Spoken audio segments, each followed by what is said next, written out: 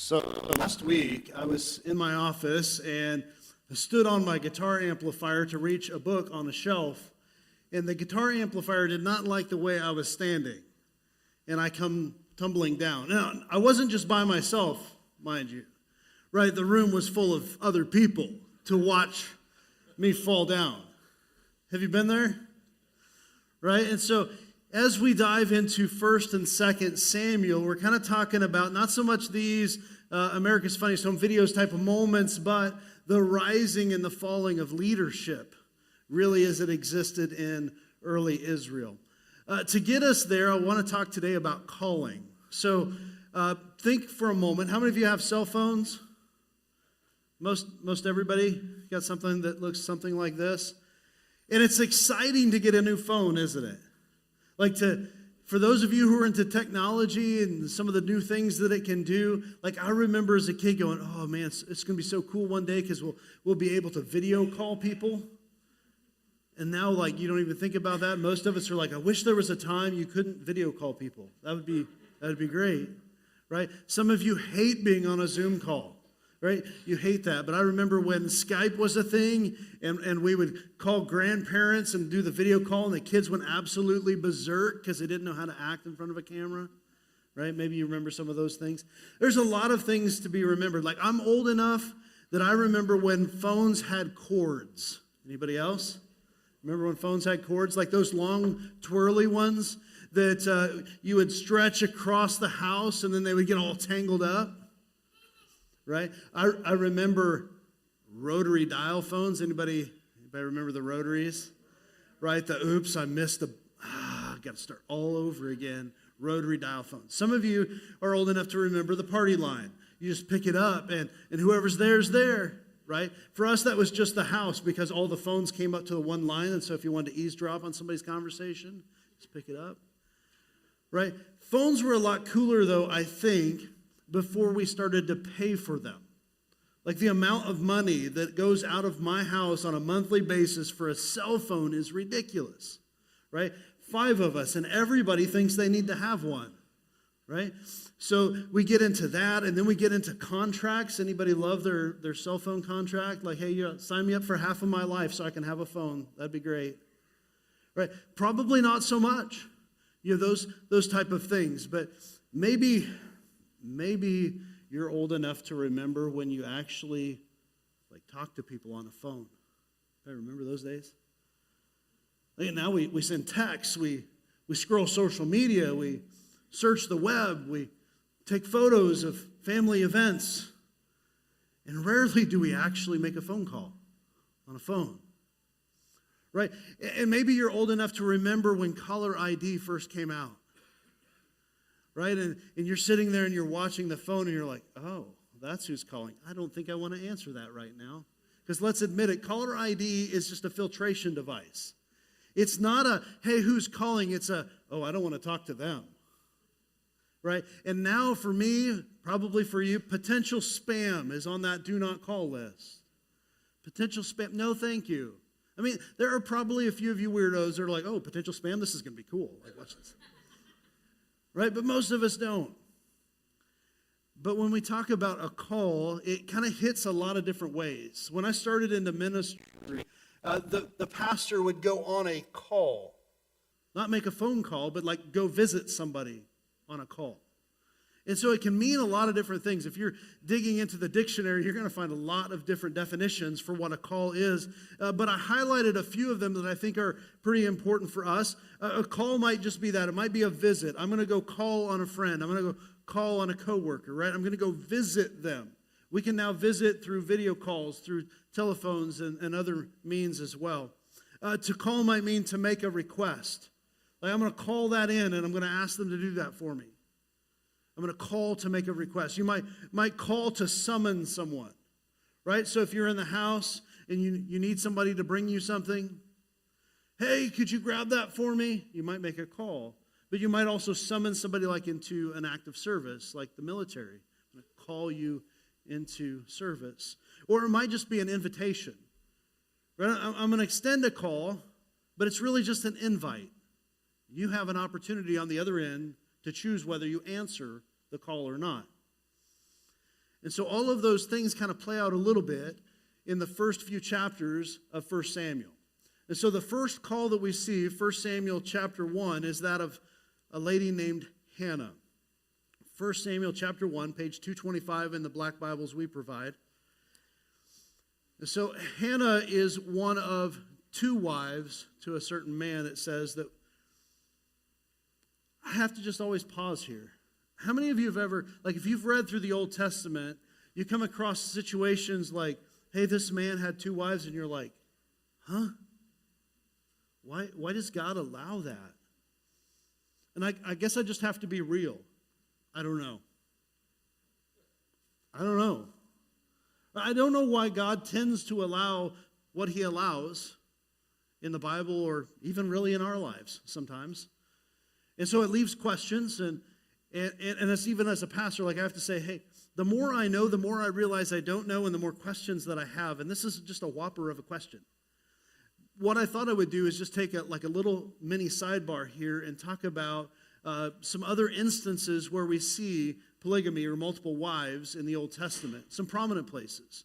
A guy by the name of Israel, right? Before he wrestled with God and got his name changed, before he was the namesake of a nation, he was running from conflict, and he found a certain woman that caught his eye, and he wanted to marry her, and so he worked hard for 7 years to marry her, and then her dad did a switcheroo, and he got the other sister. And then he worked another 7 years to get the one that he actually wanted, so he ends up with two. Right? And then there's conflict, there's tension between the two women about providing children to prolong the legacy of the family, and so much so that they invite in their maidservants. And it's like, this is Israel. These people are messed up, right? And I want us to see that in those situations, there's oftentimes a tension. In some ways, it sets a stage because the Bible, like, it gives us a story. And there's like the ground level view, but then there's the bird's eye view of things going on. And we see that in Israel, there's always this tension, right? There's always this struggle between those who love God and those who actually live for God. Those who worship God and seek him out, and those who rebel against God. And this tension exists within the house of Israel. And then we see David. We haven't gotten to him yet in the studies, but we will here in a couple weeks. David, a man after God's own heart. Right? He has through his kingly position an opportunity to have multiple wives, and the one that he's not married to is the one that he wants. And it seems like having multiple wives doesn't ever really cure the passion for lustful desires. If that's not exemplified in David, his son Solomon, it should be. 700 wives, 300 concubines, right? That's a lot of women. And in this book, Ecclesiastes, he says, it's all meaningless. It's never enough. It's a chasing after the wind. It never satisfies. Right? So when all of these situations, we can see that it's never really exemplified as a positive thing. But it's a thing. And it's a tension. And so in this story, we step into 1 Samuel chapter 1, and we step into this tension because there's two women, Peninnah and Hannah. Peninnah can have children. Hannah is barren, no kids. Hannah is quite envious because a role of a woman, especially at that time, would be to provide children to prolong the family legacy. And she couldn't do it. Her identity, her value took a huge shot by not being able to do this. And to make things worse, the other wife could. And so she had to sit in that. And then this other wife, well, she wasn't very nice about it, and she just continued to poke and continued to prod. And it tells us that they went to Shiloh to offer sacrifices every year. And that's where they placed the Ark of the Covenant. It was like this big box of Israelite keepsakes that helped them to know where the presence of God was at. And so they would honor this box, this Ark of the Covenant. And every year they'd go up to offer sacrifices, and every year this other woman would just provoke her, just poke at her. Like, oh, you can't have any kids. Guess what? I can have kids. Oh, you must love me. Probably anchored in some insecurity there, would be my guess. but it cut no less deeper for Hannah. Some of us, we know what that's like. We raised a provoker, right? They live in our house, and every time they're an antagonist, and they just keep, like over and over. They know it. They know the buttons, and they keep pushing. Some of you are married to one, right? They're probably poking at you right now.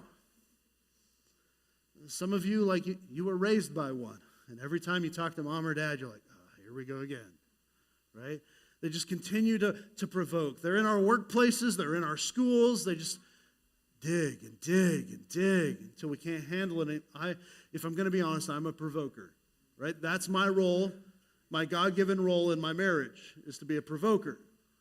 I oftentimes will provoke my children. I don't know if you've seen the videos. Does anybody like Elf here?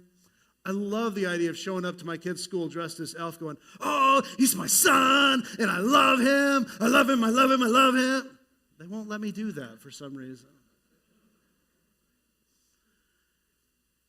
But can you imagine year after year, same story over and over again, just won't let up.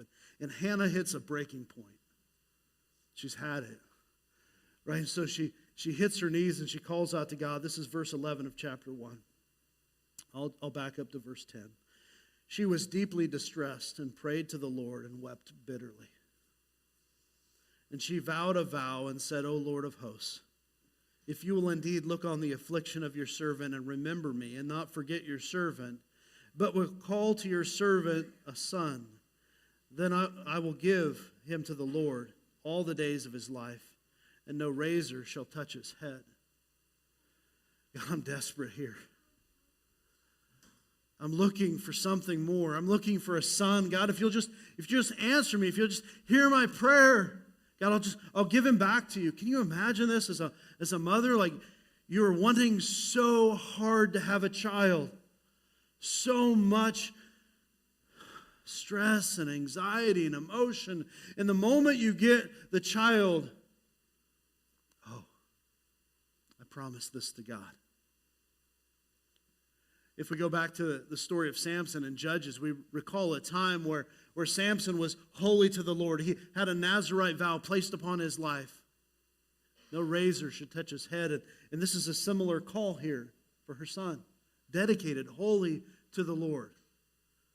So the synopsis would be like, she would take him home and feed him, but when he was weaned, when she no longer needed to do that, she would take him to the place at Shiloh where they worshiped, and she would dedicate him to the Lord. Leave him behind, only to come visit once a year, to offer him a new change of clothes, to offer God a sacrifice. That's got to be crushing. But I think that the call that Hannah makes to God is mindful of us, that we need to call out to God too in our times of desperation. But as I said before, there's kind of this lower story and this upper story of things that are taking place. And if we can understand that Hannah is kind of a picture of Israel. Right? She's loved, she's cherished. And if you go back up and you read the first part of that chapter, her husband loves her so much. He gives her a double portion of the blessings and wants to care for her. He's mindful that she's barren. So Israel is loved, but barren, empty, really childless, because they didn't depend on God. And as they would go through these struggles, they would also have these many different provokers around them. Provokers that maybe would say, oh, who's your God? Like, if you believed in that God, if that God was so powerful, why didn't he do this? Why didn't he help you? Why didn't he save you? Why? Maybe you live with that, right? You're starting to pursue church, or maybe you've been coming for a while even, and you've got family members, friends, coworkers, classmates that are like, oh, I don't get that at all. If God is so good, why would he allow this to happen to you?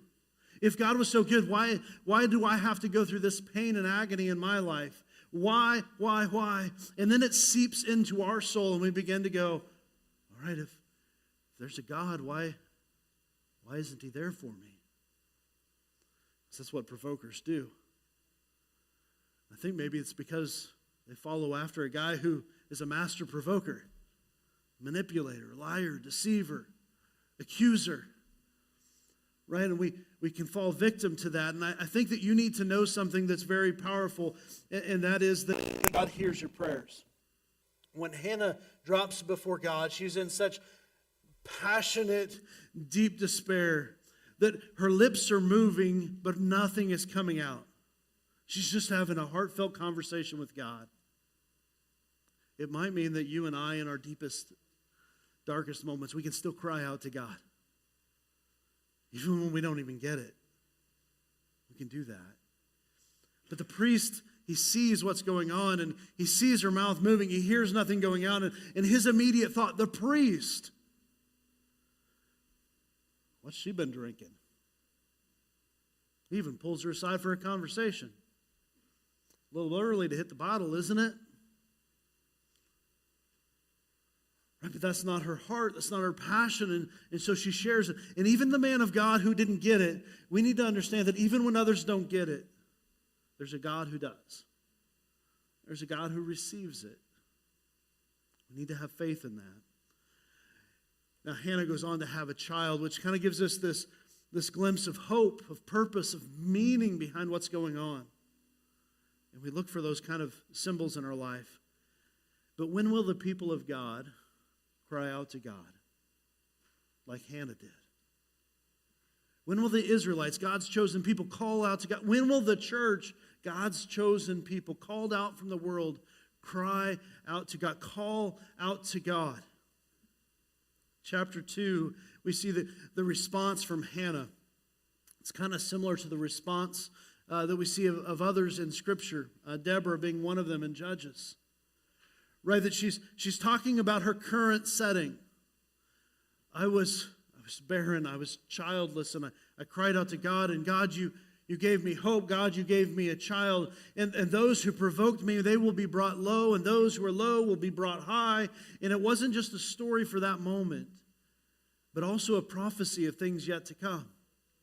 Right, because those who are low and cry out to God will be made high. They will get exalted. And those who are doing the provoking, who have the elitist status, will be brought low without God. Now, this is maybe bad news for you and I, depending on what we put our hope in. It's definitely bad news for the family of Eli, the priest. We pick up in chapter 2, verse 12. Now the sons of Eli were worthless men. They did not know the Lord. I want you to know that these were not just worthless men, these were priests. What was the job of a priest? They would intercede between God and man, between man and God. They would offer up the sacrifices to God. They would bring the message of God to the people. And they didn't know God. Is there a problem there? It's pretty hard to convey the heart of God when you don't know God. Pretty hard to guide people into a relationship with God if you don't know God. These were evil men. What were they doing? It goes on to tell us that they were dipping their hand into the sacrifices. So long story short, in the sacrifices, like a portion of that would go towards the priest to provide for their families. A portion of that would be used for the people to have a feast dedicated to God. And it was just, the whole thing was really an offering of sacrifice and praise before God. But they were helping themselves to the best parts and to more than they should have. It says in verse 17, thus the sin of the young men was very great in the sight of the Lord, for the men treated the offering of the Lord with contempt. That wasn't the only problem that they have. If we skip down to verse 22, it says they also laid with the women who were serving at the entrance of the tent of meeting. There were women serving at the church, and they preyed upon them sexually. Man, these are some awesome guys, aren't they? Priests, no less. You probably don't subscribe to the same social media accounts I'm at, or maybe follow the same news threads that I do, but it's like every day I see another pastor, another church involved in a scandal because they didn't use the money appropriately. We would call that today embezzlement, right? Because they preyed on some of their congregation members. And this is, man, It's hard, right, to see that because it erodes the integrity of the church. It erodes the integrity of pastors. And then I also have to do some self-reflection. And it oftentimes goes like this because I'm a simple man. God, help me to not do anything stupid. Because if I do something stupid, people's eternity could be at stake. If I do something stupid, a church could be a tarnished name in the community. If I do something stupid, so many can be hurt. And then we have to turn that around to the church, and so many people are coming in and they want hope, they want something more, but all they hear are stories of scandal and betrayal. And they go, oh man, if the church is that messed up, how are they ever going to help me? I can mess up my life by myself. How many of us could? I can mess up my life by myself. I don't need the church's help. And yet, this is the context, right? We're going from the time of Judges. Understand this, a huge leadership transition. The people of Israel are tribes of Israel. They're scattered about, and sometimes they get along, and sometimes they work together, and sometimes they don't. Sometimes they hate each other. Kind of like your family, right? That's kind of how that existed. And now we're making a shift to a kingdom mindset, right? That there's going to be an authority figure over. And in this time, like the people are doing what's right in their own eyes. Joshua has died. The people of Israel are now doing what's right in their own eyes. And every once in a while, they get so caught into trouble, they cry out to God, and God provides a deliverer. But even the priests were screwed up. And so in this story, we see a man of God, it says in verse 27, come to Eli. It's an unnamed prophet of God. And basically he calls him out. He calls out the boys too. Verse 29. Why then do you scorn my sacrifices and my offerings that I commanded for my dwelling, and honor your sons above me by fattening yourselves on the choicest parts of every offering of my people Israel? Right? He's calling him out, fattening yourself. That'll come back up again later. Far be it from me, it says a few verses later, for those who honor me, I will honor. For those who despise me shall be lightly esteemed. And verse 36, and I will raise up for myself a faithful priest who shall do accordingly to what's in my heart and on my mind. Samuel is coming, right? I'm going to raise up a faithful priest. Eli, you're not it. Eli, your boys, they are not it. Yes, they've done some stuff, and yes, you've slapped their hand from the cookie jar, but you've never really called them out. You've never really removed them from their position. Your children are actually a blind spot. Some of you probably need to hear that. Your children can actually be a blind spot and prevent you from seeing the glory of God, from being able to actually serve God. And Eli was continually catering to his boys and getting fattened on the leftovers. And he was being called out by this prophet and ultimately by God. And so in chapter 3, as we open this up, Hannah calls on God, but the priests neglected their call, and God calls on a new priest. Samuel was a boy at this time. Don't know the exact age. But it says in chapter 3, verse 1, that this was a time where the word of God was rare and when there was no frequent visions. He's been brought to the temple, but he's never really talked to God. Never heard God speak to him. And so as he's lying in bed and he hears his name spoken, he thinks immediately it's his mentor, his spiritual mentor, Eli the priest, in the other room. So he gets up and goes in there, but Eli's like, I didn't say anything. Go back to bed. Same thing you say with your kids, right? I didn't say anything, just go back to bed. I didn't hear anything, just go back to bed. This happens over and over again until Samuel goes in and Eli has this revelation. I think it's God speaking to you. You need to just go back and lay down and say, yes, Lord, I'm here, speak to me. Right, and so he does that. And can you imagine a young boy, your first message from God? You need to go to your spiritual mentor, your advisor, who's assumed the role of your parent. They're evil, and they're going to die. Their kids are going to die. Samuel's got to bring that message to Eli. And at first he does what most of us would do, like, so what did God have to say? Yeah, let's not go there, right? Oh, it's okay. It's okay. Like, I trust God. Just tell me. Just tell me. It really shouldn't be anything new for Eli, right? He's already been approached by the man of God, the prophet. And so Samuel brings to him the message.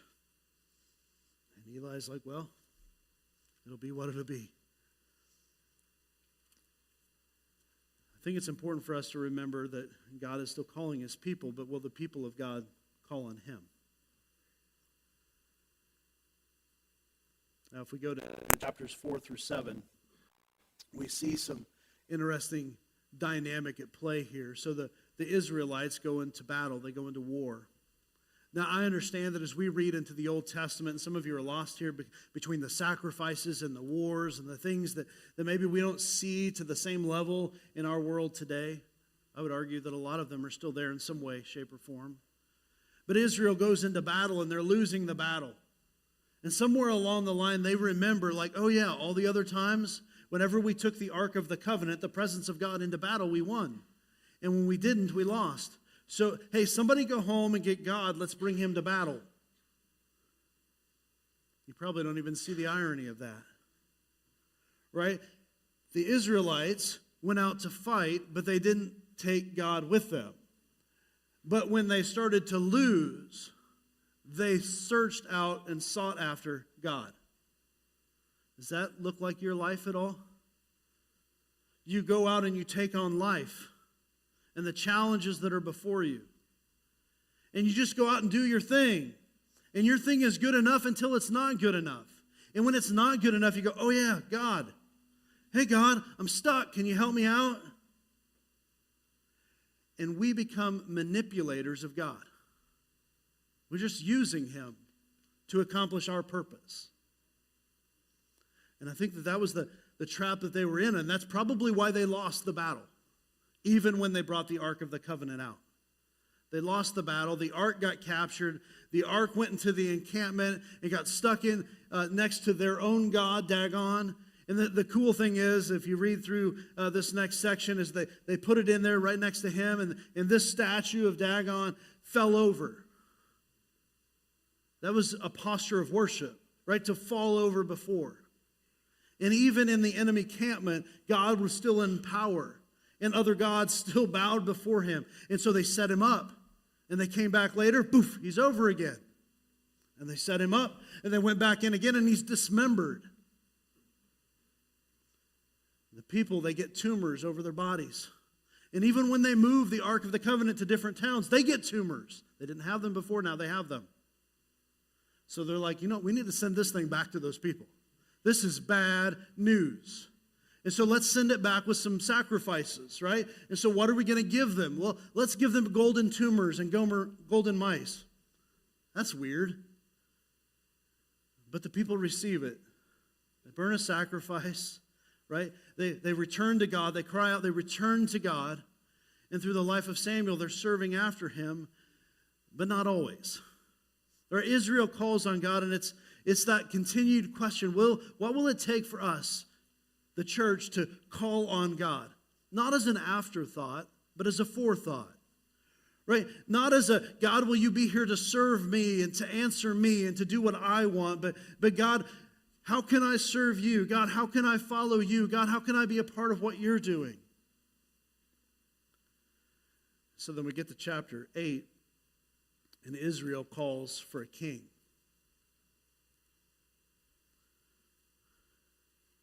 Verse 5. Behold, you are old, and your sons do not walk in your ways. Now appoint for us a king to judge us like all the nations. Samuel also has a couple boys who also don't have a heart for God. Samuel does, though. Samuel does. But his boys do not. So the people see what's going on. You're getting older. Your boys aren't going to cut it. Give us a king. Now, if we read on, he says to Samuel, because Samuel is pretty disappointed in this. He's like, give them what they want. They're not rejecting you, Samuel, the priest. They're rejecting me, God, their king. means they don't trust me to protect them. They don't trust me to provide for them. And all I've done, guys, we've been on this journey. For those of you who've been with us for this year, we've been going through an Old Testament survey. All that God has done time and time again is protect and provide for his people over and over and over again. And you can look at the Old Testament and go like, man, God is so mean and so vengeful and so wrathful. And I don't get it. The Old Testament, no, God is patient. And God is kind. And God is patient. And God is kind. And again to different people in different places at different stages. Right? God is, again, bringing his patience. And if you just return to him, just call on him. He's faithful. And we see that story in the Old Testament scriptures. But as they're looking for a king, I think that gives us a taste of what they're looking for. Because I think that sometimes for you and I, like the rejection of God, and I have to own this as a pastor, when people reject the church, when they reject me, it's not a rejection of me or the church, it's a rejection of God. And if they've rejected God before, why should I be shocked that they would do it again? It happens. Right, but these people, they were driven by fear. Fear that they wouldn't have a protector. Fear that they wouldn't have a provider. And so they needed a king because they were compelled by comparison. Right? They looked around and they went, oh, they have a king. They have a king. They have a king. We're never compelled by, oh, they got a new car, a new house, a new job, a new wife. I want one. Where's mine? We're in a world that's compelled by comparison. Always wanting more. Always wanting what we don't have.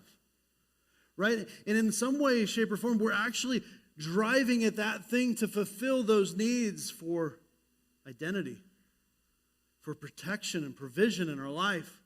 And those things are becoming our king.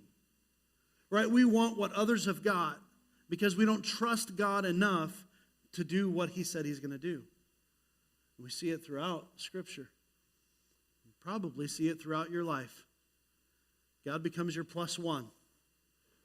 Invited to the party just so you can get his blessing. So you can feel less crummy about the way you're doing things. But that's not the way that God operates. So I've got a few key questions here to help us process. The first one is, will you call out to God? Some of you for the very first time.